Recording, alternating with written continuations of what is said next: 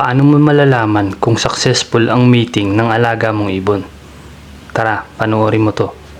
So, pag nakita nyo na naglalaro na sila ng ganyan, huwag nyo munang iwan. Panoorin nyo muna. I-enjoy nyo muna yung mga pinapakita nilang ganyan. So, malalaman mong successful yung meeting nila na ganyan kapag yung male nakaraos ng ganyan. Yan o. Halos matumba siya. No, mapadapa siya.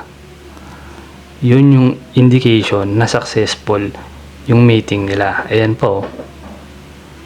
Diba? Nanghihina po ang male after nilang makaraos. So, yan ang indication na successful ang mating nila at makakasiguro ka na mag-iitlog yan. Ito pa, panoorin nyo. Medyo malinaw na. Pag kasi hindi nakakatapos yung cock or yung male, magiging infertile yung egg niya.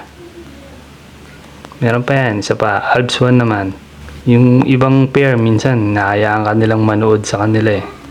Ayun, nakaraos na siya. So, ito yung unang video. Pag ganyan, successful din yan. So, ang susunod nyo na lang ihintayin ngayon, yung kung kailan siya mag-iitlog. I-upload ko naman yung tungkol sa gaano katagal naman sila mag-iitlog after nung successful mating.